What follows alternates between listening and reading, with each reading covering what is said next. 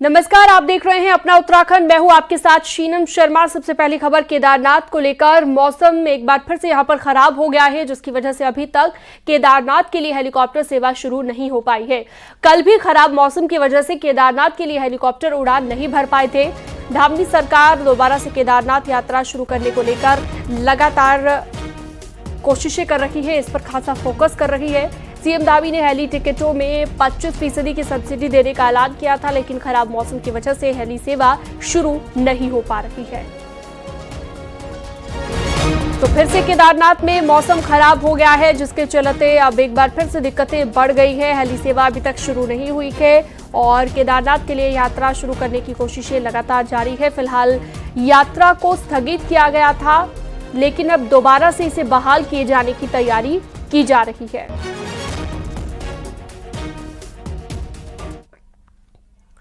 टिहरी का घनसाली क्षेत्र आपदा के लिहाज से बहुत ज्यादा संवेदनशील है और हर बार बरसात में यहां पर प्राकृतिक आपदा से भारी तबाही होती है।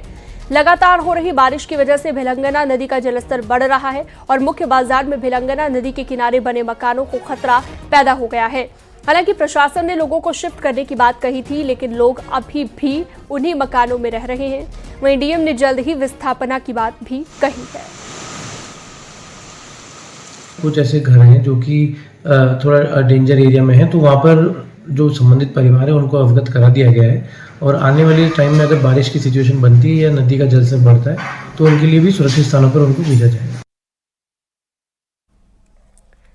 नैनीताल में चारों तरफ से संकट बन गया है। टिफिन टॉप में भूस्खलन के बाद अब शहर को लेकर चिंता और ज्यादा बढ़ने लगी है। नैनीताल के टिफिन टॉप ही नहीं बल्कि चाना पीक, चाटन लॉन्ज, ठंडी सड़क के साथ बलिया नाले से भी खतरा कम नहीं है।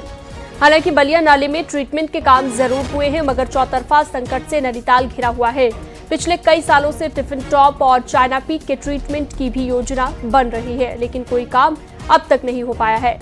आपको बता दें कि कल टिफिन टॉप की पहाड़ी से भारी भूस्खलन हुआ था और बड़े बड़े बोल्डर आने से लोग दहशत में हैं।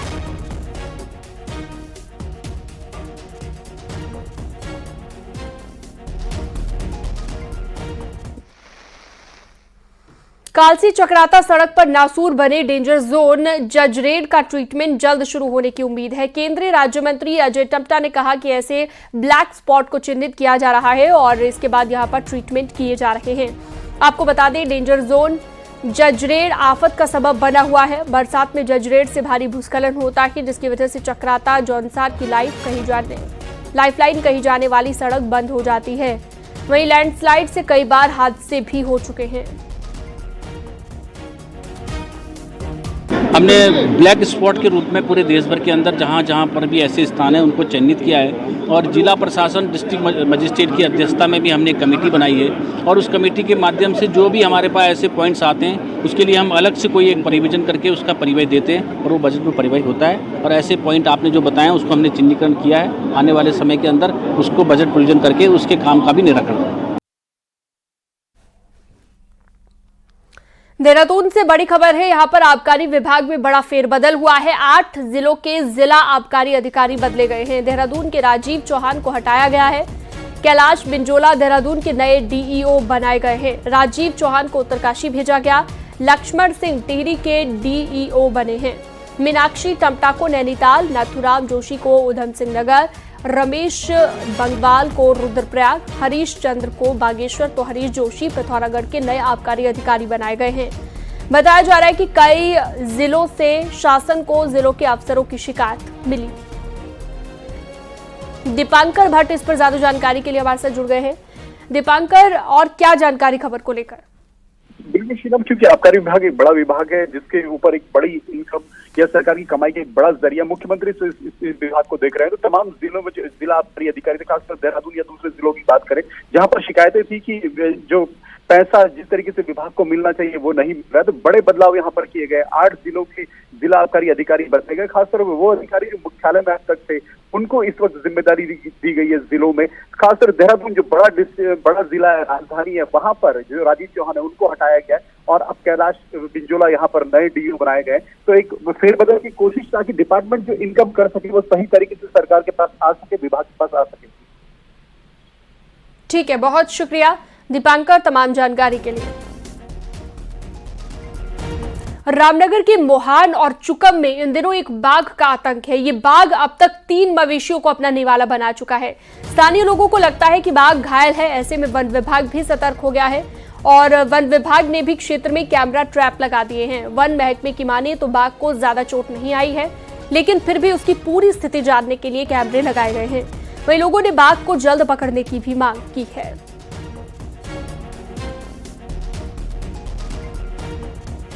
टाइगर को कभी इनफाइटिंग में कभी चोट लगती है तो छोटा सा घाव का मार्क है, तो उसको हम मॉनिटर कर रहे हैं। हमारा टीम कॉर्बेट टाइगर रिजर्व और रामनगर डिवीजन का दोनों टीम को अलर्ट कर दिए हैं और वहाँ पे जगह जगह पे कैमरा ट्रैप्स भी लगा रखे हैं, तो उसको मॉनिटर करेंगे। टिहरी में लेबर ऑफिस में कार्ड बनवाने और रिन्यू कराने के लिए दूर दराज से आने वाले ग्रामीण परेशान होकर भटकने को मजबूर हैं, लेकिन उनकी सुनने वाला कोई नहीं है। ग्रामीणों का कहना है कि वो दूर दराज से गाड़ी बुक कराकर श्रम विभाग के ऑफिस पहुंचे, लेकिन यहां पर 12 बजे तक कोई भी अधिकारी उन्हें नहीं मिला। ऑफिस के बाहर एक बोर्ड लगाया गया है जिसमें 6, 7 और 8 अगस्त को छुट्टी की बात लिखी गई है, लेकिन ग्रामीणों को इसकी पहले से कोई जानकारी नहीं है। लोगों ने आरोप लगाया है कि वो 4 महीनों से ऑफिस के चक्कर काट रहे हैं, लेकिन उनके काम नहीं हो पा रहे हैं।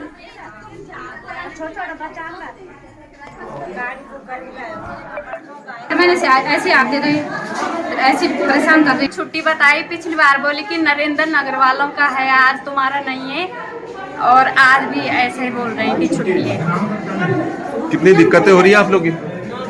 इतनी दूर से आ रहे हैं, हम बहुत परेशान हो गए। हम गाय भैंस को छोड़ के आए, बच्चों को छोड़ के आए। उन्होंने अवगत कराया कि हमने जो है मुख्यालय से कार्ड, जो सचिव कर्मकार बोर्ड है, उनको पत्राचार के माध्यम से कार्ड की मांग की है और उस समय उन्होंने हमें अपना पत्रालेख भी दिखाया। फिर भी मुझे निर्देशित किया गया कि कल वो ये मुख्यालय पे यहाँ बैठेंगे और ये जो महिलाएं आई हैं और इस विषय जो भी समस्या है उसका समाधान करें। अल्मोड़ा शिक्षा विभाग में एक हैरानी भरा मामला सामने आया। यहां पर GGIC में पढ़ने वाली एक छात्रा को कॉलेज प्रबंधन के तुगलकी फरमान का सामना करना पड़ रहा है और छात्रा को स्कूल में घुसने तक से बैन कर दिया गया है। एक रिपोर्ट आपको दिखाते हैं।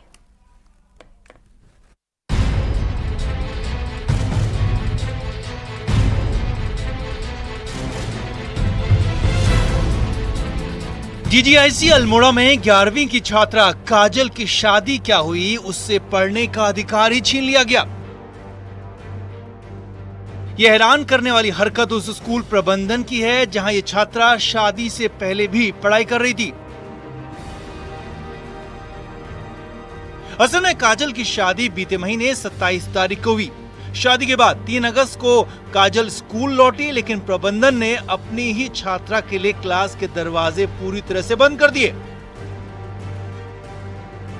काजल की माने तो प्रबंधन ने शादीशुदा होने के कारण स्कूल के दरवाजे खुले बंद कर दिए। मेरी 28 जुलाई को शादी होने के कारण मैं स्कूल गई 3 अगस्त को, इसलिए मैं वहाँ बात करने के लिए गई थी स्कूल में। वहाँ पर मुझसे मना कर दिया कि मैं पढ़ाई नहीं कर सकती हूँ, कि बच्चों पर गलत प्रभाव पड़ सकता है, इसलिए मुझसे मना कर दिया। स्कूल प्रबंधन का मानना है कि शादीशुदा की संगत में आने से अन्य छात्राओं पर गलत असर पड़ेगा और ये अजब गजब समझ स्कूल प्रबंधन ने किस नियम से बनाए हैं ये कोई नहीं जानता। छात्रा की लाख फरियाद के बाद भी जब स्कूल प्रबंधन अपने तुगलकी फरमान पर अड़ा रहा तो मामला बड़े अधिकारियों की चौखट तक पहुंचा, जिसके बाद सीईओ ने BO को स्कूल प्रबंधन को तलब करने के ऑर्डर दिए। हमने उनसे यही कहा कि विवाह के बाद अगर बच्चे को नहीं बिठाना होगा क्लास में तो हम उच्चाधिकारियों से पूछेंगे और हमको जो भी दिशा निर्देश मिलेंगे उसके अनुसार हम काम करेंगे। ये बालिका हमारे वहाँ आई थी कल, और प्रोग्राम हमको दिया इसने, तो हमने इसमें खंड शिक्षा अधिकारी को इसके निस्तारण के लिए पत्र जारी किया हुआ है। मेरी से भी बात भी हुई थी BO साहब से, तो ये बोल रहे थे कि भाई नाम इसका भी कटा नहीं है, नाम इसका ही है, तो निस्तारित हो जाएगा। एडमिशन मिल जाएगा, मिल जाना चाहिए। हमारी जानकारी में ऐसा है नहीं कि शादी के बाद एडमिशन नहीं दिया जाए। इस मामले में स्कूल प्रबंधन पर क्या एक्शन लिया जाएगा ये तो बाद में तय होगा, लेकिन इतना जरूर है कि इस तरह का तुगलकी फरमान जारी करने से अल्मोड़ा GGIC की जमकर फजीयत हो रही है। साथ ही सवाल ये भी है कि जिन लोगों को स्कूल चलाने की जिम्मेदारी दी है वो क्या इस लायक हैं भी या नहीं। अल्मोड़ा से किशन जोशी और विजय वर्धन उप्रेती की रिपोर्ट।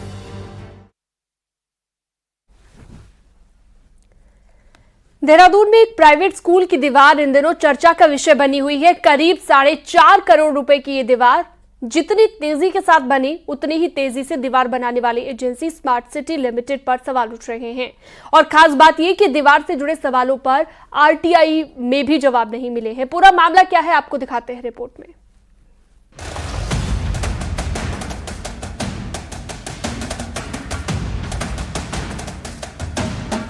चीन की महान दीवार शायद आपने ना देखी हो, लेकिन ये दीवार आप देहरादून में देख सकते हैं। देश में पहचान रखने वाले इस प्राइवेट स्कूल की दीवार पर भ्रष्टाचार के बड़े आरोप लग रहे हैं। चक्राता रोड पर स्मार्ट सिटी प्रोजेक्ट में ये दीवार बनी है, जिसमें जनता की कमाई के पैसे से मजबूत सरिया सीमेंट लगाया गया है। करीब 300 मीटर की इस दीवार पर 4.5 करोड़ रुपए खर्च हुए हैं। साल 2019 से देहरादून में स्मार्ट सिटी का काम शुरू हुआ और वक्त वक्त पर इसको लेकर कई सवाल भी उठे। अब बीजेपी के ही विधायक खजान दास ने स्मार्ट सिटी का फंड प्राइवेट स्कूल की दीवार के लिए इस्तेमाल करने पर सवाल उठाए हैं। जब ये दीवार बन रही थी तो उस समय मैंने क्वेश्चन खड़ा किया था और माननीय मुख्यमंत्री से अवगत करवाया कि ये कैसी किस प्रकार से लग रही है, इसका पैसा क्यों लग रहा है उस क्षेत्र में। तो मुझे लग रहा है कि प्राइवेट संस्थान का ये कार्य स्मार्ट सिटी के पैसे से नहीं होना चाहिए। इसके विरुद्ध मैंने अधिकारियों से भी कहा कि आपने ऐसा क्यों। न्यूज़ 18 ने इस दीवार को लेकर स्मार्ट सिटी के इंजीनियर परवीन कुश से फोन पर बात की, लेकिन उन्होंने कैमरे पर बात करने से इनकार कर दिया।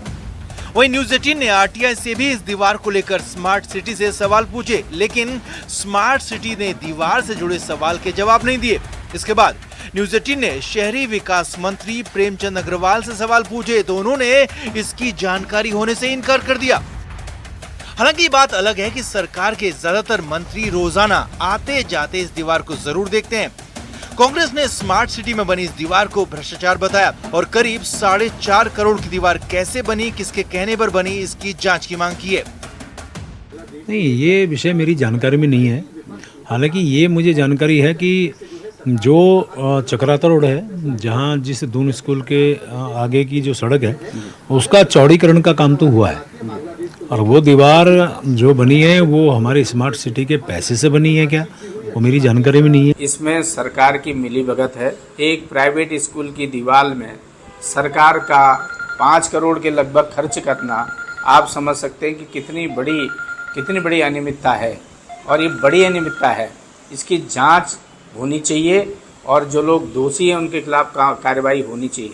आप गरीब के यहाँ तो दीवार लगा नहीं रहे हो, इतने पुश्ते गिर रहे हैं, नदी नालों के किनारे आपने नहीं लगाए, वो चाइना की दीवार आपने वहाँ बना दी है। पहाड़ों में भारी भरकम पुश्ते बनाए जाते हैं, बात समझ में आती है, पर ऐसी दीवार वहाँ भी नहीं बनाई जाती। ऐसे में देहरादून में स्कूल की बाउंड्री पर बनी कंक्रीट, सरिया, सीमेंट की ये दीवार सियासी मुद्दा बन गई है और बात दीवार में हुए भ्रष्टाचार की जांच तक पहुंच चुकी है। सचिन बर्तवाल के साथ दीपांकर भट्ट, न्यूज़ 18 देहरादून। चमोली के डीएम ने बद्रीनाथ पहुंचकर मास्टर प्लान के काम का जायजा लिया। इस दौरान डीएम ने निर्माण कार्य की गुणवत्ता और समय पर काम पूरा करने के निर्देश दिए। डीएम ने यह भी कहा कि बारिश की वजह से जो काम प्रभावित हुए हैं उन्हें पूरा करने में तेजी लाई जाए और तीर्थ पुरोहितों के भवनों का निर्माण इस सीजन में पूरा किया जाए।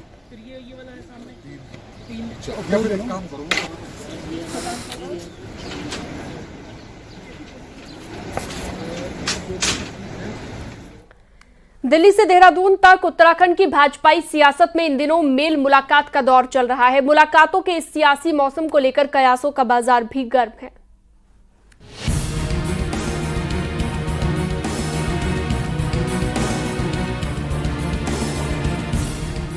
मुख्यमंत्री पुष्कर सिंह धामी आमतौर पर दिल्ली जाते रहे हैं और पीएम से लेकर शीर्ष नेताओं से आए दिन उनकी मुलाकात होती रहती है। लेकिन पिछले कुछ दिनों से धामी कैबिनेट के मंत्रियों के दिल्ली दौरे और हाई कमान से मुलाकातों का सिलसिला अचानक से बढ़ गया है। हालांकि मंत्री सियासी मुलाकातों के इस दौर को विभागीय कामकाज से जोड़ रहे हैं। शिक्षा मंत्री धन सिंह रावत 2 दिन दिल्ली रहे। उन्होंने दिल्ली में प्रधानमंत्री और फिर गृह मंत्री से मुलाकात की। कृषि मंत्री गणेश जोशी भी इसके बाद दिल्ली पहुंचे और उन्होंने भी गृह मंत्री अमित शाह से मुलाकात की। मंगलवार को वन मंत्री सुबोध उनियाल ने भी दिल्ली पहुंचकर गृह मंत्री अमित शाह से मुलाकात की और फिर बुधवार को रक्षा मंत्री राजनाथ सिंह से भी मिले। मंगलवार को ही सांसद त्रिवेंद्र रावत, अजय भट्ट, अनिल बलूनी ने 2022 में उत्तराखंड के चुनावी प्रभारी रहे केंद्रीय मंत्री प्रहलाद जोशी के साथ केंद्रीय गृह मंत्री अमित शाह से मुलाकात की। वहीं मंगलवार को ही पूर्व मुख्यमंत्री तीरथ सिंह रावत ने भी प्रधानमंत्री से मुलाकात की। अब वो किस लिए जा रहे हैं मुझे नहीं पता, लेकिन मैं तो, मेरे पास एग्रीकल्चर विभाग है, एक ऑर्गेनिक कोऑपरेटिव करके एक केंद्र सरकार की संस्था है और माननीय अमित शाह जी का विभाग है, मैं उनसे मिलने गया था। मुलाकातों का ये दौर दिल्ली में ही शुरू नहीं हुआ, बल्कि देहरादून में भी बीजेपी के कई नेता मुख्यमंत्री से मुलाकात करते नजर आए। मुलाकातियों में यूं तो विधायकों की लंबी लाइन है, लेकिन चर्चा में जो चेहरे आए उनमें बिशन सिंह चुफाल, मदन कौशिक और अरविंद पांडे का नाम खास तौर पर शामिल था। तो मुझे लगता है कि कैबिनेट का विस्तार करेंगे, वक्त आने पर करेंगे, और काम तो हमारा चल ही रहा है, काम में कोई भी रुकावट नहीं है। और जिस तरह से माननीय मुख्यमंत्री जी पूरी कमान संभाले हुए हैं, अधिकतर जहां पर कोई नहीं वहां पे मुख्यमंत्री जी दिखते हैं और ये अच्छी बात भी है। मुलाकातों के इस मौसम पर सोशल मीडिया से लेकर बीजेपी इंटरनल तक में खूब चर्चा हो रही है। दिल्ली की बात करें तो बदले सियासी हालातों में इसे दिल्ली की दरियादिली बताया जा रहा है, तो उत्तराखंड में इसे कैबिनेट विस्तार और सरकार में दायित्व से जोड़कर देखा जा रहा है। देहरादून से न्यूज़ 18 के लिए सुनील नवप्रभात की रिपोर्ट। देहरादून में लोक गायक नरेंद्र सिंह नेगी ने सीएम पुष्कर सिंह धामी से मुलाकात की और सीएम हाउस में नरेंद्र सिंह नेगी सीएम से शिष्टाचार भेंट करते नजर आए। इस दौरान सीएम पुष्कर सिंह धामी ने लोक गायक नरेंद्र नेगी का सम्मान भी किया।